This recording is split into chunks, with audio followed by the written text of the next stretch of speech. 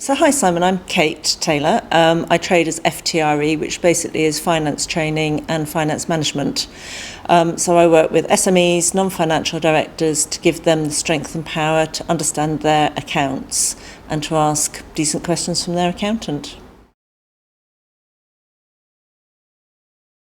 It's a really good question, actually. I'm not sure I had that light bulb moment like lots of people do. I think the main focus behind what I'm doing now, which is training people, is I got a little bit fed up with ads like QuickBooks, Xero, Sage saying, buy our software, make life easier, get paid quicker. And a lot of people think that's all they need to do and that they don't necessarily have the skill set to run their accounts and understand the accounts. So they're not necessarily knowing where their business is going. So I really want to help SMEs grow their business through their figures, basically. I work with the three major ones that most people know. So I work with Xero, Sage, Online, QuickBooks, and I also do Sage 50, which is not an online one. And each have their own merits and work for every company that's out there.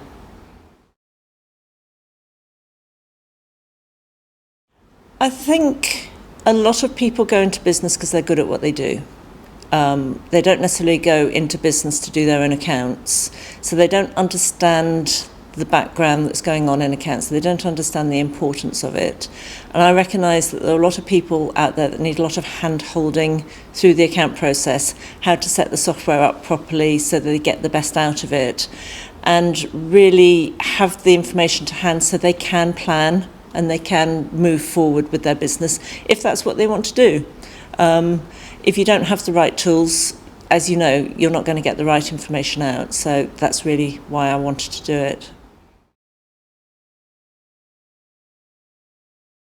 Quite a lot, actually. As you're probably aware, this is my second time around of doing FTRE, and the first time around was quite a few years ago where there wasn't so much networking. It was very small in that area, but it was a huge boost. Now there's a lot more networking available, but each one comes with its own merit. They're very supportive, because like any business, when you're setting out, you don't have an HR department, you don't have a legal department, and the beauty of networking is that if you need help, there's either someone in the room that can help or knows someone that can help you, and they also help spread the word. So it helps you grow your business much quicker than just sitting in a room waiting for people to come and talk to you. I think I've been quite lucky. I don't think I've had massive unexpected challenges. I've made sure this time around that I'm surrounded with the right people. So I've got good connections with some really good accountants. So if I've got a client who's got a particularly tricky situation that I haven't either experienced before or don't have the skill set, I can then talk to a colleague and pass them on and get them the right information. But as far as setting up my business, I think like anybody, the biggest problem is you're sitting there waiting for that phone to ring and it feels like forever. And then suddenly it starts coming in, and invariably you take the jobs you don't want to take because you want to earn the money. So you end up going down the wrong path sometimes, and trying to lead back to where you want your business to be is probably one of the hardest ones. But I think all businesses, when you set up, you'll invariably take jobs that aren't right. So it's working out how to kind of not take them. I would say one of my biggest assets would be the fact that I have walked the walk. So I have worked both in industry and in practice when it comes to doing accounts. So I've seen both sides of the books. I've worked on the books. I've come from manual account process, so I totally understand what's going on in the background. And I give bespoke training. I work with the client on their own books, whereas there are lots of people out there that will just set up a classroom and not be interested in the bespoke. Yes, I do the classroom as well. Don't get me wrong. That's important too, but I will offer bespoke, and I will look at their accounts for them and work with them and their problems. Oh, huge. For a start, it enables me to make sure I am on the right path for each company. But also through that, I learn what other companies might need and want, and I can take that information with me. And particularly with courses, if there's something specific, I can then build a course around that, find the niche, and continue growth for myself and for my clients.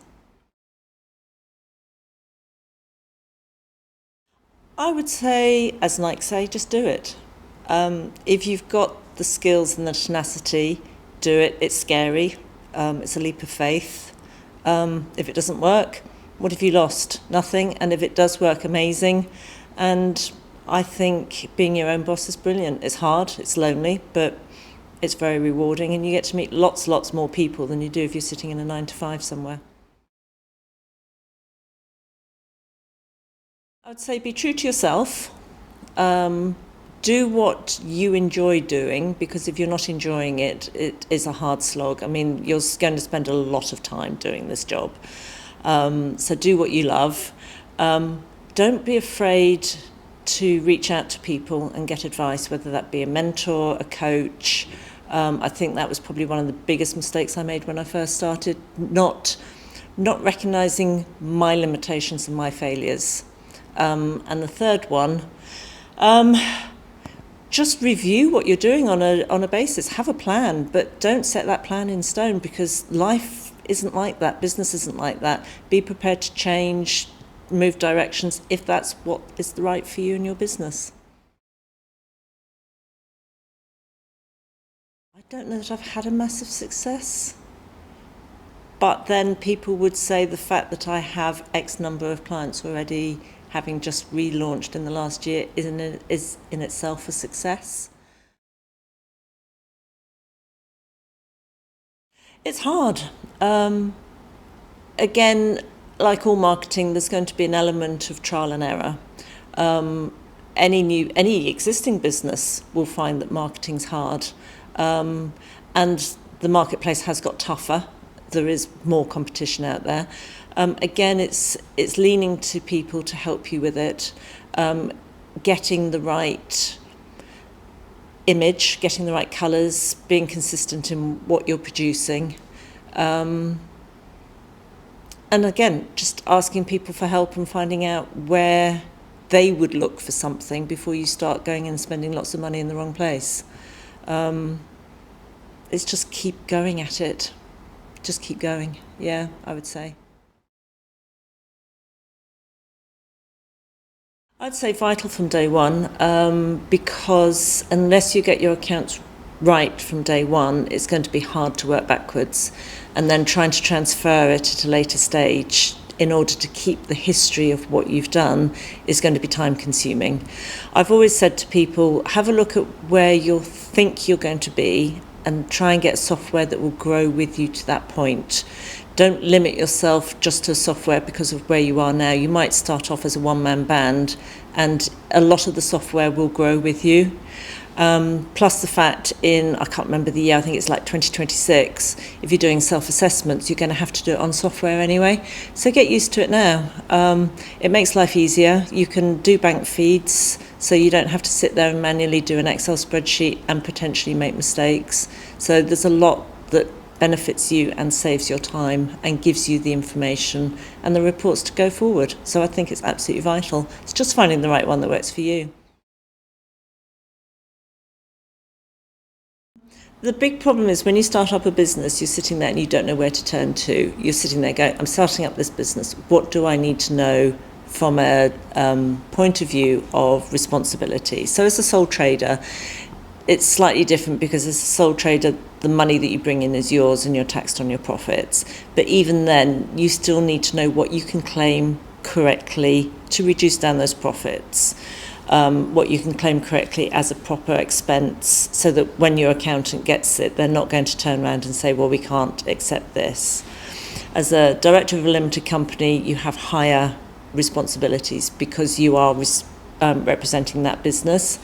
And that is another reason why I've gone into the training, to help people understand their responsibilities. For example, the other day, a new business that had set up a few months ago, he said, "Oh, I'm really happy, I'm saving the tax for this year." And I said, "What about paying forward?" And he'd never heard about paying tax forward, which is as a sole trader, not only do you pay tax for your first year, but depending on how much tax you have paid, potentially you're going to pay in advance for your future, for the next year's tax, which can make a big difference financially towards people's savings, what they can put away. So these are the sorts of things I want to help startups understand. What do I do? What do I need to do? Where do I go? Someone's starting their business, I could show them how to set up their software in the right way so that they're using the right information. I always equate it back to a chocolate cake. If you don't have a recipe and you've just got the ingredients, you won't necessarily know how to make that chocolate cake. So we want that nice chocolate cake coming out of the oven, which is the same with accounts. So the best information going in, the best information coming out. So I can show them that. And I have Excel spreadsheet for cash flow because, as you know, Simon, if your cash dries up, your business dries up, and cash is the most important part of any business. So if you can keep track of that, pretty much most other things will follow suit. They can go on my website, which is FTRE.co.uk, and it has a lot of information on there, or they can email me to kate@ftre.co.uk, and I'll pick up the phone and give them a call.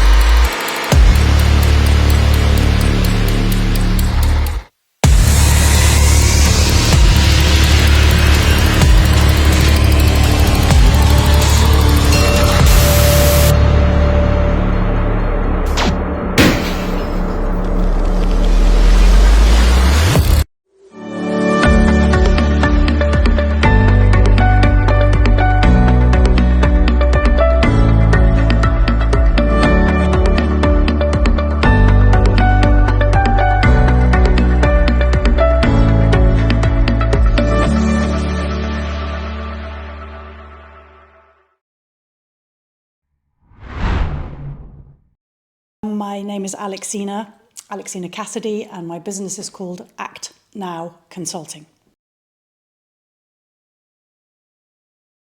I'm a sustainable business advisor.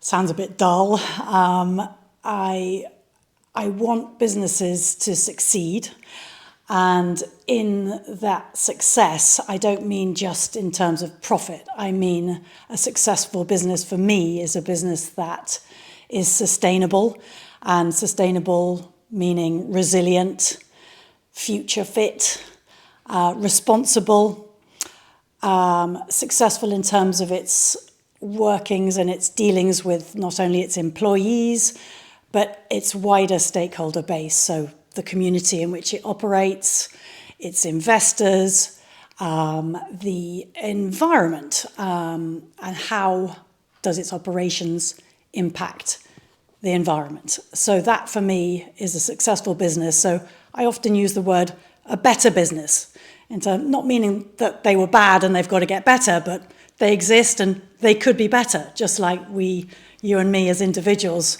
we could all be better. And so I think every day I like to try to be better myself, and that's what I'm hoping to influence and inspire businesses to be through this consultancy. End of April last year I started up, and so yeah, pretty new. It's been full on, and I think it's been a year of learning, reading, listening, talking, worrying. So I'm really looking forward to year 2 perhaps being more action and more impact. I definitely feel that the world is in a bit of a mess, and I don't want to get all doom and gloom here, but we see it every day on the news, we hear it on the radio, in the papers, just on the streets. in our local environment. I don't know what was the exact trigger, but I really love butterflies and birds and hedgehogs, just random things. I feel we're losing a lot of the species that surround us compared to when I was a child. I hate seeing the pictures of the drought and the flooding, both such extremes, very, very dry or very, very wet, that are affecting communities further away from the UK, but also in the UK. And I remember sitting in my office in July 22, and I don't know if you remember where you were on the 19th of July 2022, but that was the day that the UK recorded its hottest day ever. Just up the road, Lincolnshire, 40.3 degrees. And I remember being scared. I remember sitting in my office and I could hear the wind and the heat. I could hear the wind and feel the heat just around my house. It was spooky. It was almost apocalyptic. And that very day, there was houses bursting into flame in East London.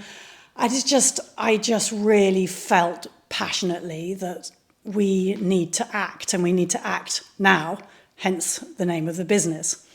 And so I think, those elements really inspired me to do something about it. I have some experience with businesses.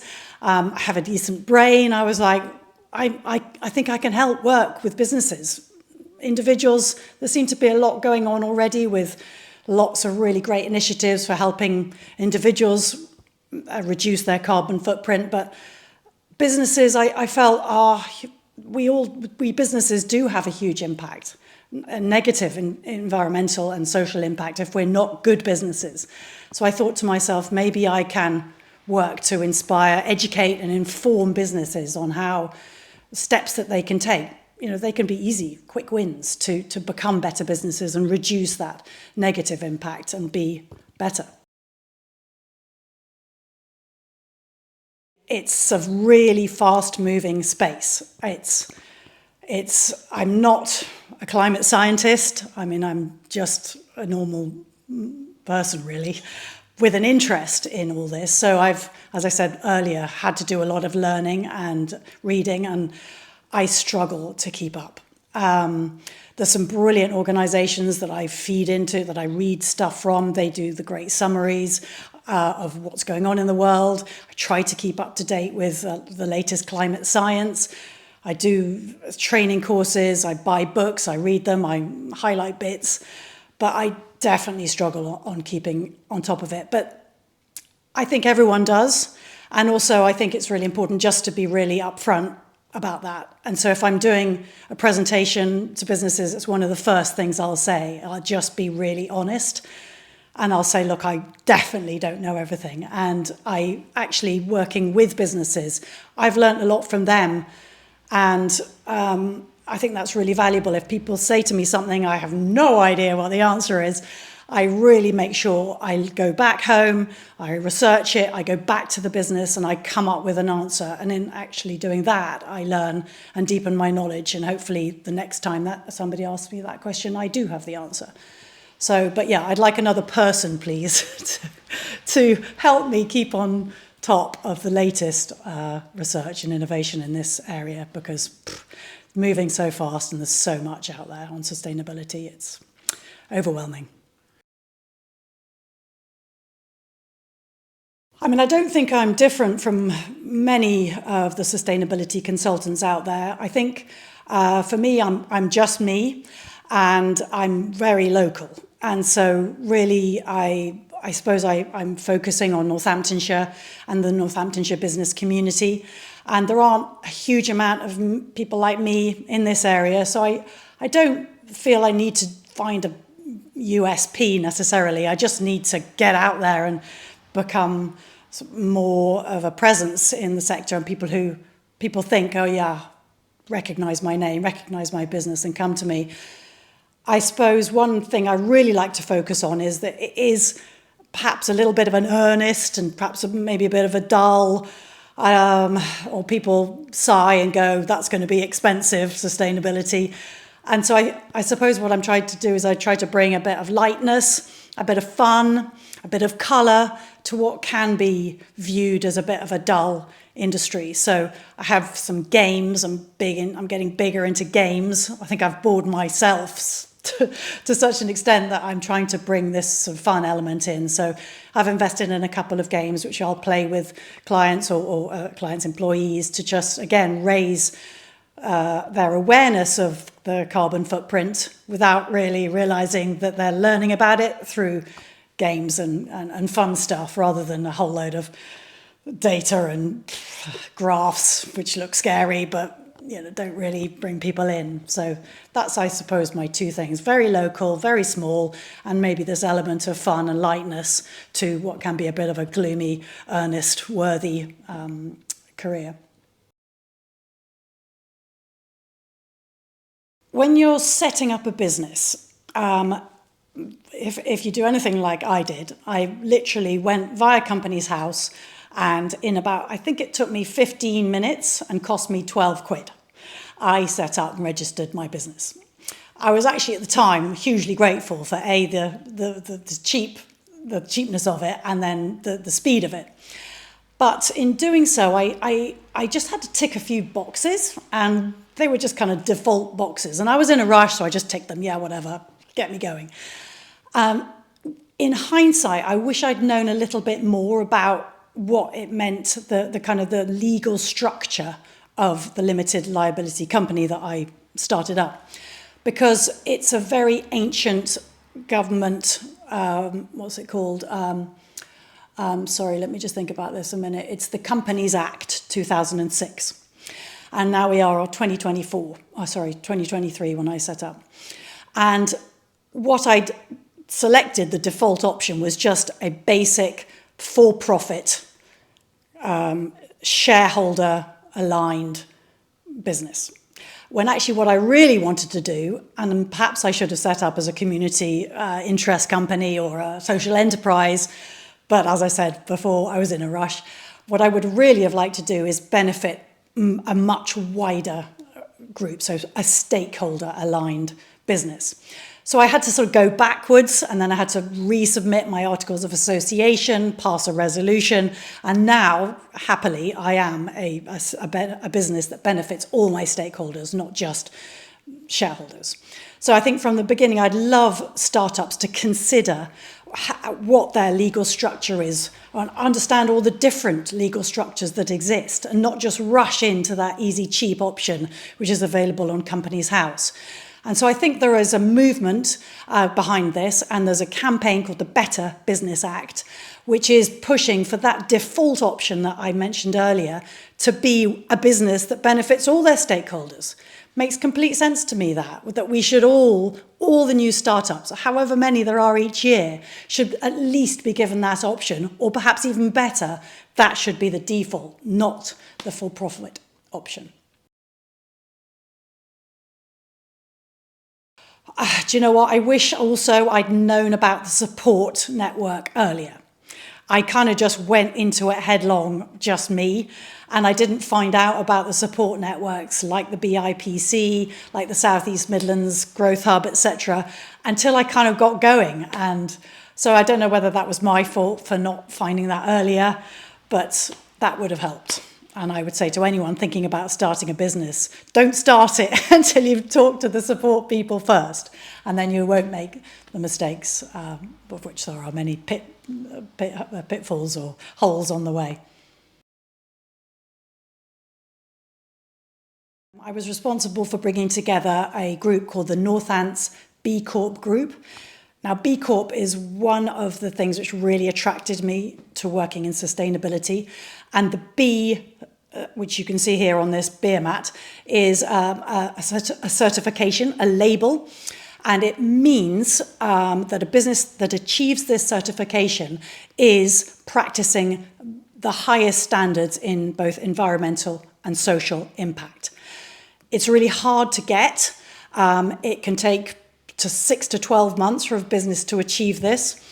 And I took the training to be a consultant, a B Corp consultant, purposefully to help businesses do this. I didn't want businesses to think, oh, too hard, I can't do this, I'm here to help support businesses and to raise awareness of the businesses that are certified. So back to your question, in Northamptonshire, yes, we have a B Corp Northants group, and there are about 14, 15 certified B Corps in the county, wide-ranging from wide-ranging industries, sizes, some global, some very small, from Oundle to Toaster. And they are great people who have gone through this process themselves and are now proudly using this label on their website and benefiting from the business advantages that this label brings. Firstly, it is now a widely recognized logo. And so customers, clients, employees, investors are interested in businesses that have this certification because it signifies a great business, a better business. So they find funding easier to achieve, they get better market access, they often employ the greatest talent who then stay and don't go off somewhere else. Customers are also seeking out businesses, B Corp businesses, to use either their products or their services because they have this element of trust and recognition that they are the best in that area, and they're not negatively impacting the environment, and they're positively impacting the society in which they operate. So I'm a big B Corp fan. I'm proud to be and know the 14 or 15 in Northamptonshire, and definitely would love to see some more in the county. Okay, so this is one of my fun interactive workshops that I run for groups of small businesses, 6 to 10 only, and very quick, interactive, accessible workshop which starts businesses off on their sustainability journey. This is really for people businesses who they want everything. They want their business to grow, they want more of the right customers, they want to keep and attract some great talent, and they know that they probably need some kind of sustainability or carbon reduction plan. A big kind of phrase out there at the moment is net zero. It's complicated. What does that mean exactly? And so in these workshops, we really start at the beginning. We look at the 5 key aspects of any business, and we look at what those impacts are from the different aspects of the business. So if you are, for example, a manufacturing business, you're going to be very different to a law firm, but you will have impacts in terms of the energy that you use. You will have impacts in terms of the transport, your business travel, your commuter carbon footprint, stuff that you buy into your business and then do something to and then send out the other side. All of these activities have a carbon impact or an environmental impact. So we engage in the workshop via some software to measure your carbon footprint, which is step 1. Step 2 is once you have a carbon footprint, you kind of look at which areas are the heaviest environmental impact. And then the fun part is we look at the actions that you can take away from the workshop and start working on that very day. Easy, quick wins to start with, engaging your employees on this journey, and then some bigger, thornier issues perhaps further on. And all of this is a plan to reduce your environmental impact, reduce your carbon footprint, and set some targets, make some pledges, be brave, raise your voice, and then share what you're doing with the rest of the business community. Because the more of us who get on this wagon, the better. And I think as a county, it'd be great to see loads and loads of businesses getting into sustainability and making Northamptonshire a leader in sustainable business. Well, I obviously chose to set up my own business. So I think the first question is, why did I do that? And I think I was agitating. I was a little unhappy as an employee after many years. I felt a bit constricted, and I felt I was unable to take control of my work-life balance. And so in many respects, the work-life balance is now mine. I own it. It's my responsibility, which is great. I do feel liberated on that front. Having said that, I like many small business owners, struggle a little bit to kind of have a boundary between the two. I mean, I work from home next to the kitchen. And it's really easy just to kind of sort of slip away, and just there I am on a Sunday afternoon working, which I didn't do as an employee. So I'm trying to be strict with myself. I've hit the big 50, and in that respect I am aware that I'm not 20, and so I need to take care of myself. But then on the other hand, I also do quite like the random working. If Sunday afternoon suits me, I'll work Sunday afternoon, and then I might have Monday morning off. So I'm not great, Simon. I do tend to keep it with me, carry it with me all the way, all the time, 24/7. But I'm year 2. I'm going to set a few more boundaries, work out how to set my out of office on my Microsoft Outlook, which I'm flummoxing me at the moment, and that'll mean that I can take some time away from the business. But I really love what I do, so I don't really mind it leaching too much into I'm really invested in this personally, and so I'm living it really, so it doesn't bother me too much, that. Long-term goals, I mean, I am just me, so I can't be too hugely ambitious. In my mind, I say to myself, I'd like to work with a couple, 2 to 4 businesses who want to become B Corp per year. That would be amazing.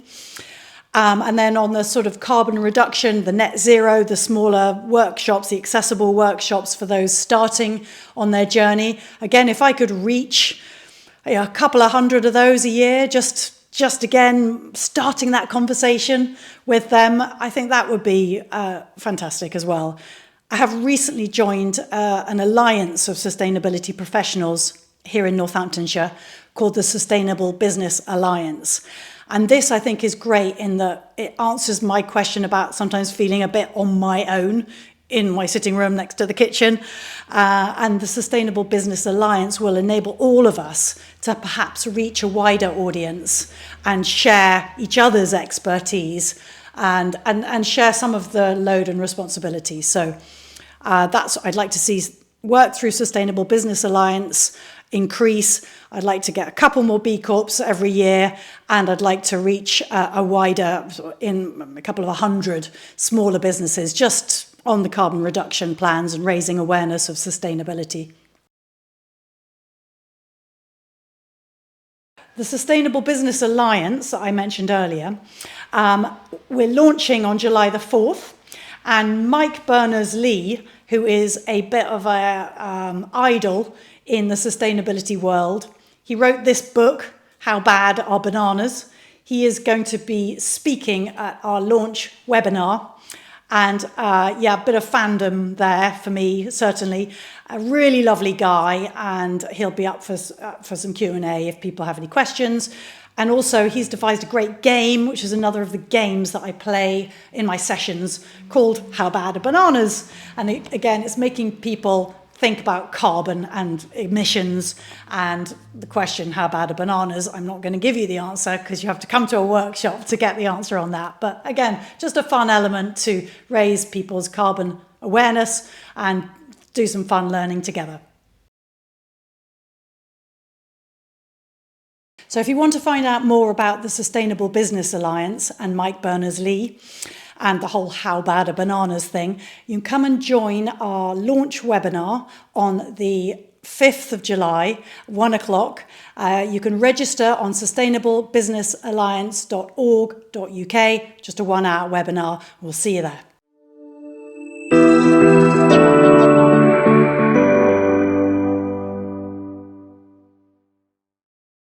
We all want the bare necessities of life. To have a place we can call home, to have a family that's happy and united, to have protection for your loved ones, to have a good job where you're valued. But life is full of ups and downs, and sometimes we all need a bit of friendly legal expertise to smooth things out. Visit our website to find out more. Wilson Brown Solicitors. We're all the help you need.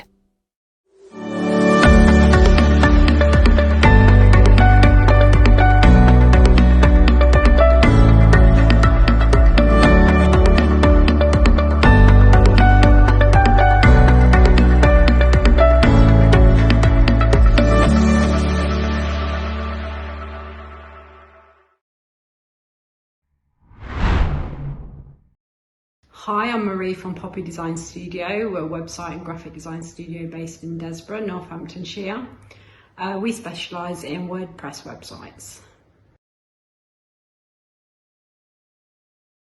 I've been in business since June 2015. I've been doing websites for 20 years, been working in WordPress for that long. I actually started my business, went self-employed because my daughter had brain surgery. We were told that she needed brain surgery the very next day. I was scared to go self-employed. I'd always done websites, didn't have the courage to go self-employed and give up the employment, a guaranteed wage. But when we were told that my daughter needed surgery, I knew that I needed to work from home and look after her. So that was the turning point.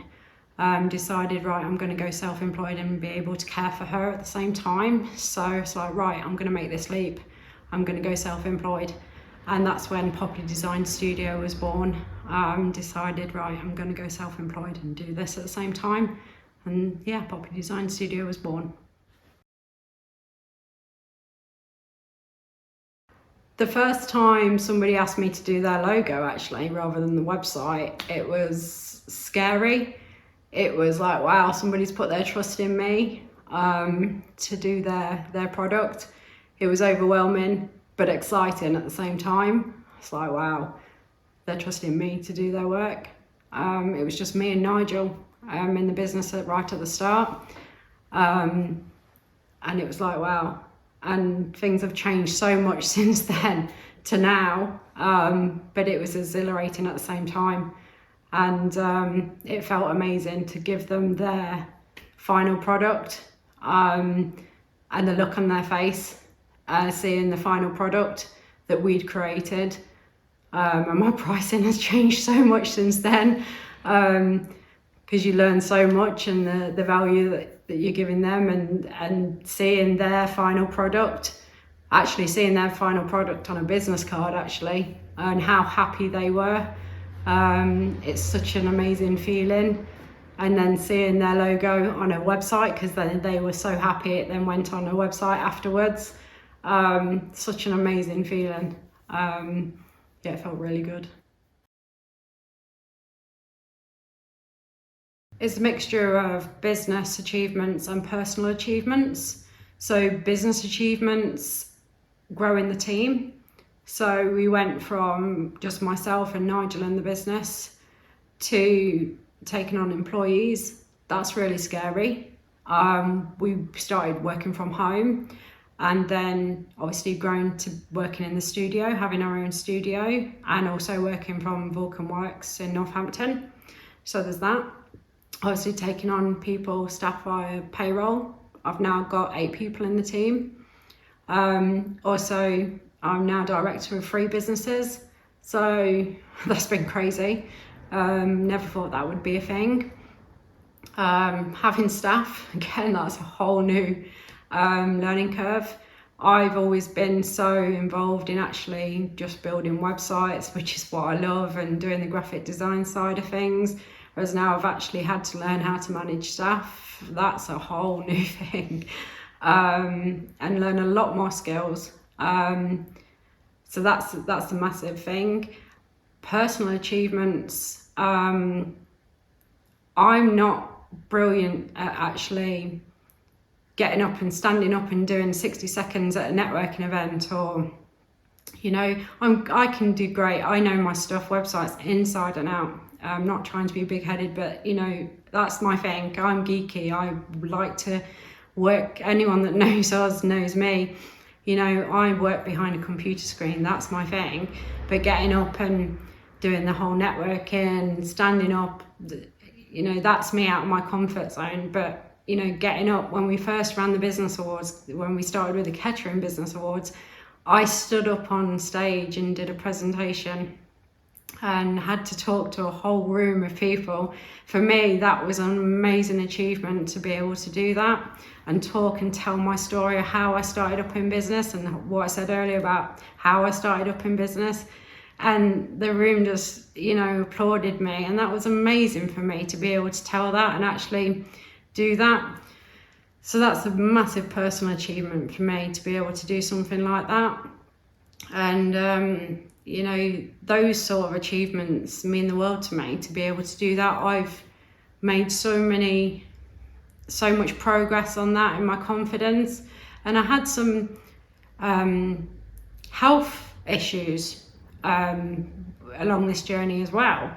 But the support, and like I said earlier, I've made so many friends throughout this business. I can go out to a network event now and I've made so many friends. Business can be a lonely place, but the friends I've met through networking, I can walk into a room now and so many people come and give me a hug or say hello.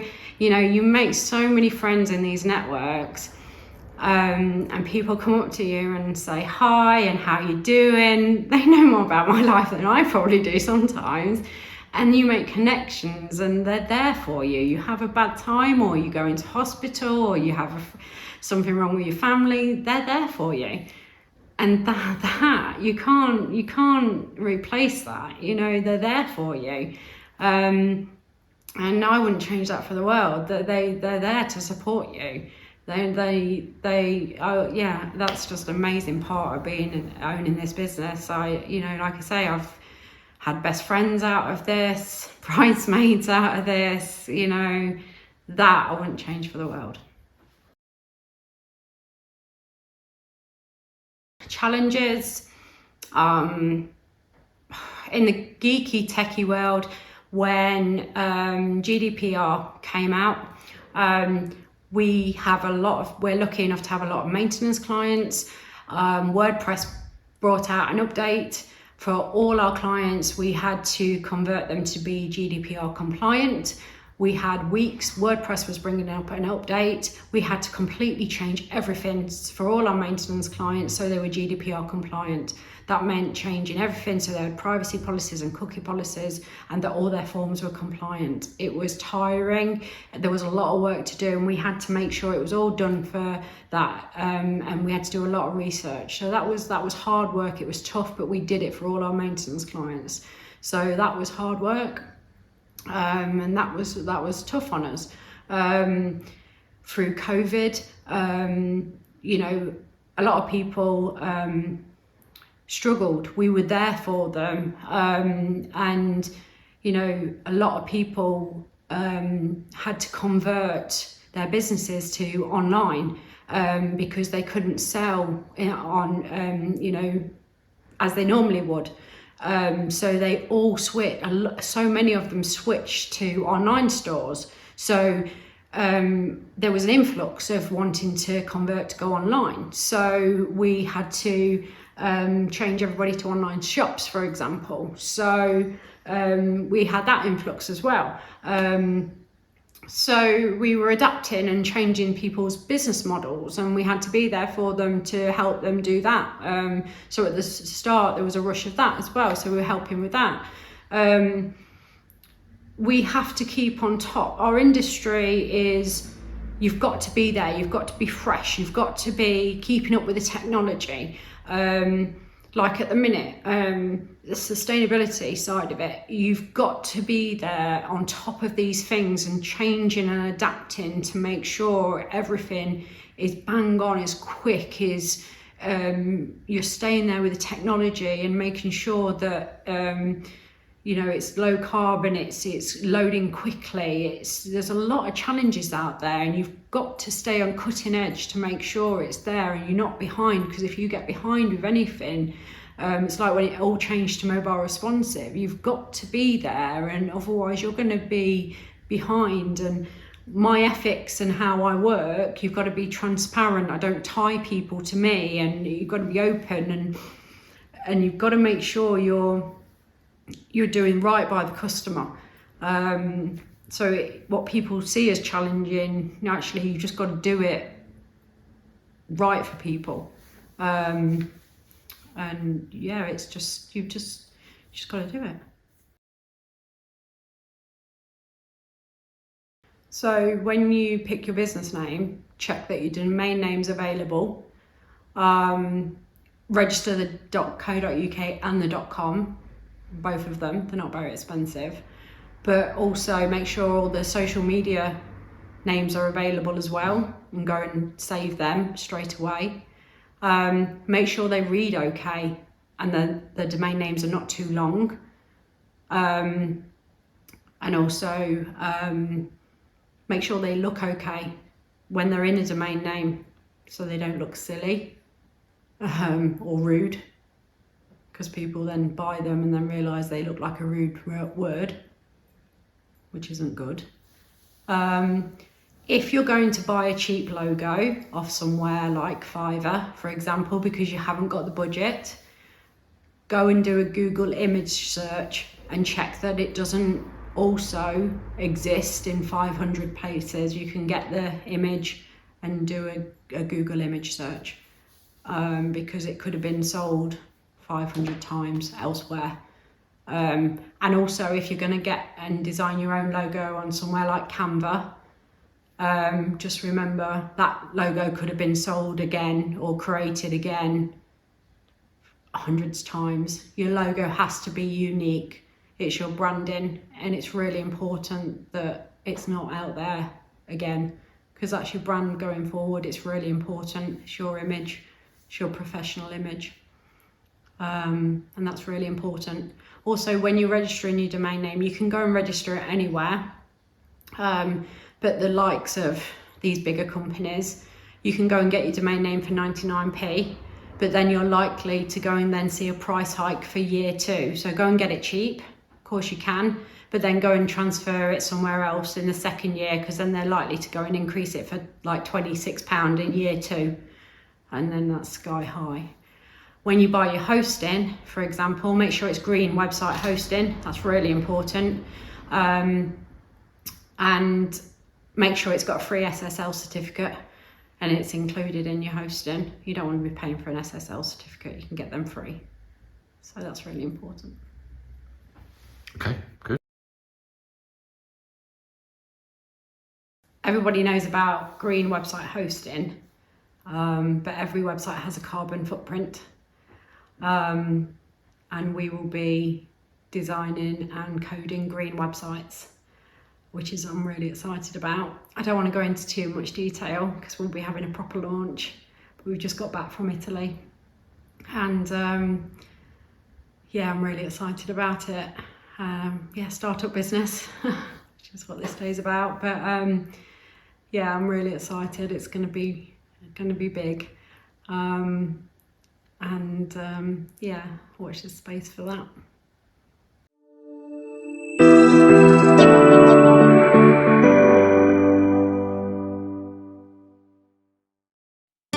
At Wilson Brown, our family law team deals with all things concerning relationships and what happens when they break down. We deal with everything from disputes about the family home and other assets to how your children are cared for. With all options considered, including mediation, we'll help you consider the needs of everyone involved and find the best way forward, so you can make the right decisions for the future. With Wilson Brown Solicitors, we're all the help you need.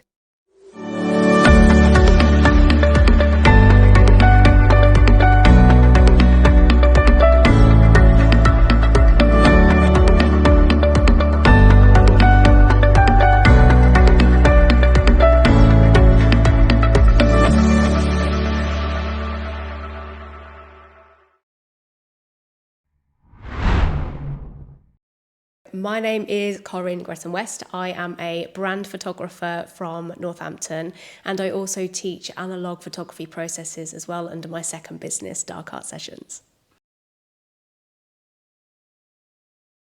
So I've been in business for just over 12 years now, and when I tell you it's gone so quick, it really has gone so quick, and it's been quite the journey. with photography, the first thing that I did was weddings. So my first paying client contacted me. Well, first of all, I did an ad on Facebook after photographing a few of my friends' weddings. And then from there, this lady contacted me going, "Oh, I really like your work. Could you please, photograph my wedding?" I was like, yeah, of course. And I went round there, did the consultation. And she was like, "Oh, how long have you been doing it?" "Oh, yeah, quite a long time." Turned out she was a retired wedding photographer. So I really, really had to make my work really good. And, I definitely blagged that. And she was very, very happy with her images. But yeah, gosh, straight in the deep end that was. But it was good. So the first thing that I did to market my business was just talk to people, talk to friends, talk to family, do some photos for them. And then from there, I ended up getting recommendations. Of course, a few years ago, it was a lot easier to be able to do like Facebook marketing and things like that. But now it doesn't deliver quite as much. So I always think talking to people, going to networking groups and just getting yourself out there in front of the camera and showing the world what you do and being relentless with it is the best way of doing it. And that's how I've done it for a long time now. So I never received any finance or anything for my business. I did it all off my own back. I saved for a really, really long time for a professional camera. And how I supported that was working 2 jobs as well as my business. So I was working at a company called Rico. I was doing my business and I was also at the university as well and also selling artwork. So there was lots of different things I was doing to make money to be able to fund what I wanted to do. And then it got to a point where I had too much on and something had to give and it wasn't going to be my business or uni. So I ended up going full-time from that. But it was just hustling, working, making money, putting it away and then going from there. So if you're starting a business, I would just say go for it. You've got nothing to lose. And if you fail, then that's absolutely fine. We all fail. If we didn't fail, we wouldn't get to where we are today. So don't be afraid to fail. And I would also say invest in good photography because it's very obvious when you use stock images and it's very obvious when you use mobile phone images. So just make sure you sit, plan, invest in what's important and just go for it. A professional headshot is so important because it shows other people that you take your business seriously. There is a lot of psychology behind headshots as well, such as, say, I'm talking to you right now, you've got your head tilted to one side because you're actively listening to me. If you didn't have that, I'd know that you're not listening to me. So that is one thing that I do in my headshots.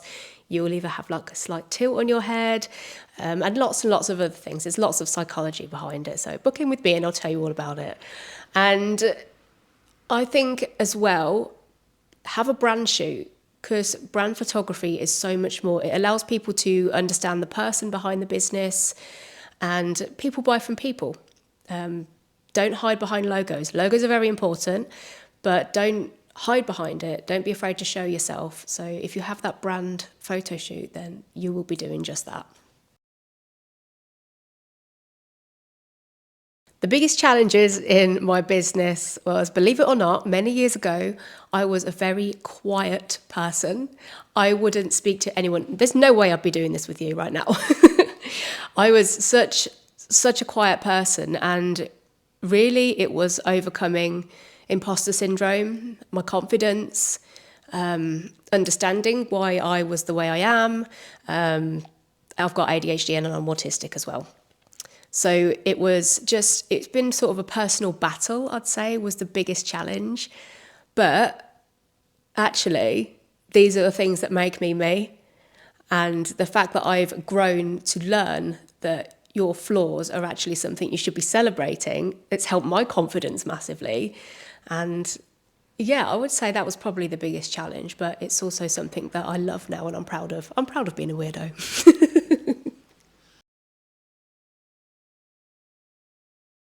Oh my God, I've got to work with some of the most incredible businesses in and around Northampton. I cover all of the UK and overseas.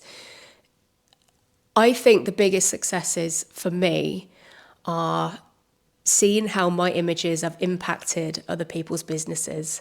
I've photographed coaches, I've done my own brand shoot as well, and I've seen people triple their earnings and triple their clients, and just being able to make a difference for them. And as a business owner, and knowing how hard it is as well. And I literally started with nothing. I had no business knowledge. I just picked up a camera. I was like, I'm going to do this now.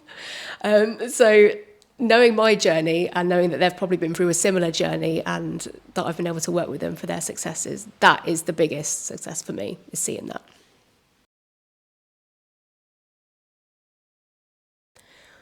My long-term goals, I would say work with more businesses, help other businesses get out there, continue as I'm doing and make more money. Because I'm not just in business, obviously, to help other people. I'm also here to make money and earn a living doing what I love. And I think people shouldn't be ashamed of that either. So that is my long-term goal, is just to progress doing what I'm doing, get better and help other people in their business. The qualities that you need to run a business: you have to be passionate about what you do and not get bored easily about what you do. I would say you have to have quite thick skin, because you will probably get a client that is, a little bit difficult. You have to have people skills if you're working with people, confidence. And you just have to be a bit ballsy and put your foot down now and again, because it's your baby. Don't let yourself get pushed around. It will make you stronger. If you don't feel like you're strong enough to run a business, start running that business and you will be. You absolutely will be. Running a business for me has really pushed me outside my comfort zone. I used to get incredibly overwhelmed in crowds. I used to panic. It used to be absolutely terrifying. As I said before, I would never be sitting here talking to you. It's just me and you and the camera. I would not have done that. I would say I've just had to push myself to do it. I also do plant-based photography, which is called cyanotypes. Essentially, it's where we use the sun to develop images. It's a really, really cool process. Lots and lots of fun. And also I teach film photography as well. So I like to push the boundaries of photography, and that's why I run these courses. And there is soon going to be an online experimental photography course, which I will announce shortly. I create new ideas in my business, usually from an idea that's popped into my head at 3 o'clock in the morning. Or I've seen something and think, I can do that, I can have a go at that. And I try it, and if I like it, then I develop it into something more. I've always got lots and lots of new ideas and things that I want to do. I hate the fact that I can't duplicate myself, because I would be doing so much more, so much more. But yeah, ideas just come to me from anywhere, and I just feel compelled to act on them, and that's why I do what I do. So if you search for Corrine West Photography, that will be my brand photography work, and Dark Art Sessions, which is all my analogue photography work and courses. Being an entrepreneur has helped me grow so much as a person, because I've had to deal with lots and lots of different types of people. I have realised the responsibility that running a business comes with, and it's just, as part of my business, I've had to do a lot of public speaking as well, as part of both businesses, funnily enough. And before, I would have never, ever, ever done that. I probably wouldn't have gone into business if I thought that I would be doing public speaking as well. It's just, being an entrepreneur has pushed me to do these things, whether I like it or not. And I've learned that I need to be comfortable with being uncomfortable.